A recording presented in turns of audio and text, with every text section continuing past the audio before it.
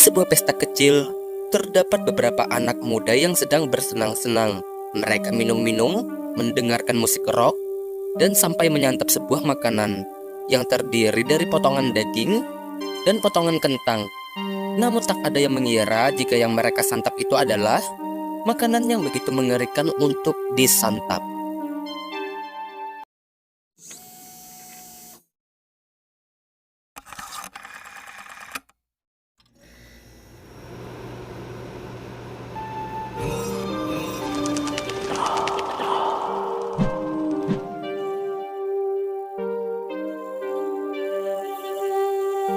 Seorang gadis muda bernama Karina Bardusyan dibesarkan oleh orang tua tunggal, yaitu ibunya.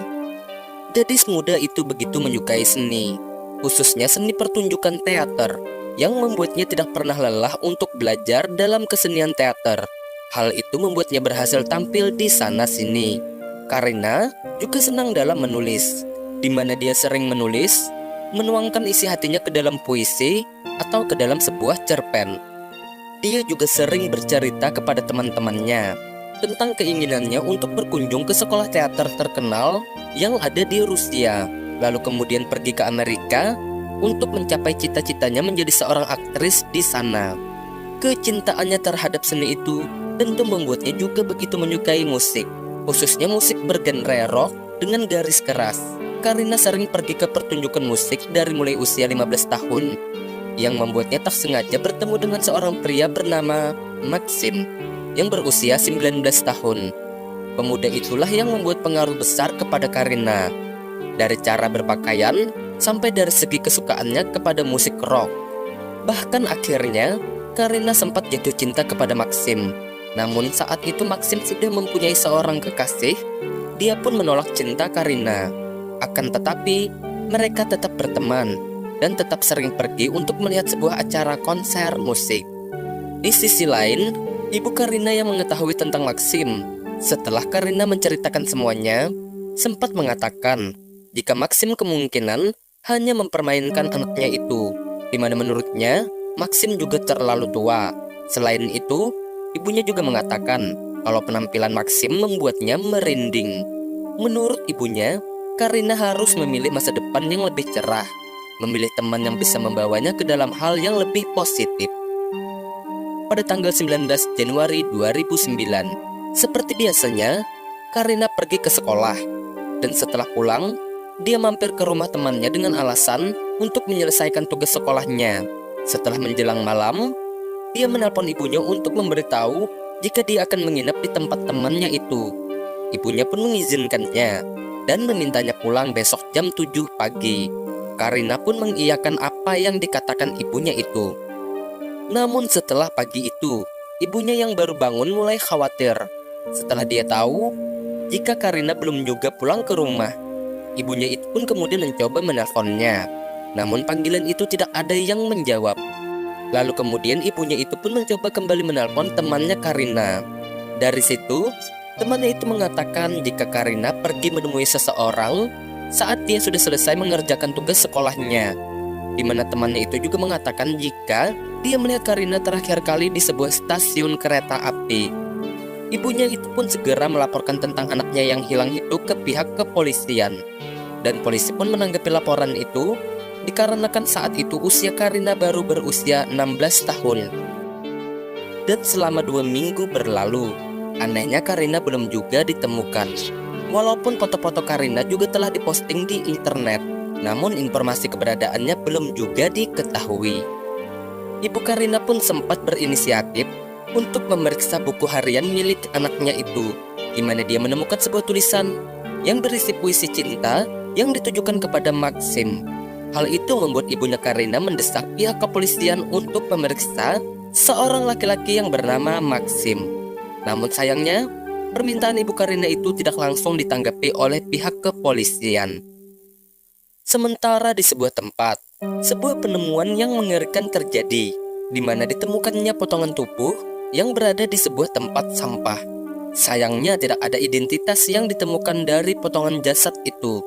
Pihak forensik pun melakukan penyelidikan lebih dalam, yang hasilnya menunjukkan jika potongan jasad itu adalah milik seorang gadis muda yang tidak lain itu adalah Karina. Selain itu, ditemukan juga fakta jika potongan-potongan jasad itu dilakukan oleh seseorang yang terlatih, layaknya seorang pemotong daging yang mahir. Penyelidikan lebih lanjut pun kembali dilanjutkan, hingga kemudian polisi mendapat sebuah telepon dari seorang gadis yang bernama Katarina Zlevek. Gadis itu mengaku jika dia melihat Karina berada di rumahnya pada suatu malam. Gadis itu juga mengatakan bahwa teman-temannya pada malam itu sedang melakukan pesta di rumahnya. Namun Katarina mengaku kalau dia tidak ikut, di mana dia hanya tiduran di dalam kamarnya. Dari situ diketahui jika temannya itu adalah Maxim yang sedang bersama kekasihnya Yuri dan satu teman lainnya. Mereka sedang berpesta sambil minum-minum. Lalu kemudian Maxim melakukan panggilan kepada Karina, di mana Maxim mengajak Karina untuk bergabung di dalam pesta itu. Setelah panggilan selesai, anehnya Maxim malah berkata kepada Yuri jika daging akan segera datang. Beberapa saat kemudian Karina pun datang dengan perasaan penuh semangat. Mereka pun minum bersama sambil mendengarkan musik. Beberapa saat kemudian, Maxim meminta teman-temannya yang lain untuk pergi dan meninggalkan dirinya bersama Karina. Setelah Maxim dan Karina berduaan, Maxim mengatakan kepada Karina jika dia ingin tidur bersama Karina. Namun sebelum itu, dia meminta Karina untuk pergi mandi. Sementara Katarina yang sebelumnya berada di dalam kamar mendengar suara cipratan air yang mencurigakan. Dia pun mencoba memeriksanya, namun ditahan oleh Yuri dan satu teman lainnya. Mereka mengatakan jika mereka hanya sedang bersenang-senang. Tanpa curiga, Katarina pun kembali ke tempat tidurnya. Sementara Maxim memberikan kode kepada Yuri dan temannya agar segera mendatanginya. Lalu kemudian mereka semua menenggelamkan tubuh Karina ke dalam bak mandi.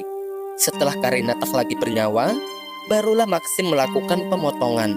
Maxim yang sebelumnya sempat menjadi seorang pemotong daging nampak lihai dalam melakukan kejahatannya itu, di mana dia pun memotong dan mengambil daging jasad itu, di mana kemudian mereka memasaknya dengan tambahan sayur seperti kentang. Setelah itu, barulah mereka menyantapnya. Sementara beberapa organ tubuh itu diambil lalu disimpan ke dalam kulkas, dan sisa dari jasad itu mereka memasukkannya ke dalam plastik hitam, lalu membuangnya ke tempat pembuangan sampah pada besok harinya. Atas hasil penyelidikan dari kepolisian itu pun membuat Maxim, Yuri, dan teman mereka pun ditangkap. Saat diinterogasi, mereka mengakui kejahatan mereka. Namun alasan yang tidak masuk akal adalah mereka melakukan hal keji tersebut dikarenakan mereka lapar dan tidak ada makanan untuk dimakan. Yang tentunya pengakuan itu membuat semua pihak terkejut.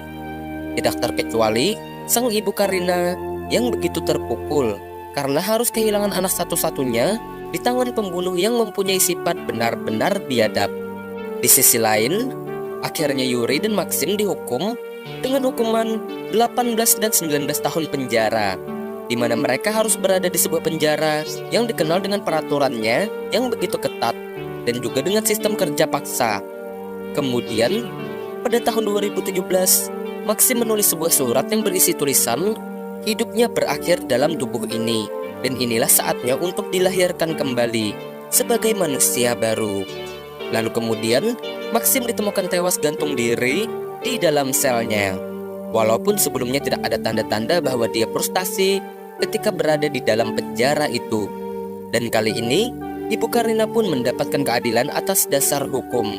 Walaupun begitu, kehidupan sang anak tetap tidak akan kembali, yang membuat kesedihan tidak semudah itu untuk dihapuskan. Dan kisah ini pun selesai. Terima kasih sudah menonton sampai selesai. Mohon maaf jika ada kesalahan kata, cerita, ataupun penyebutan nama. Mohon tekan tombol like, share, subscribe, dan berikan komentar. Akhir kata, sampai jumpa.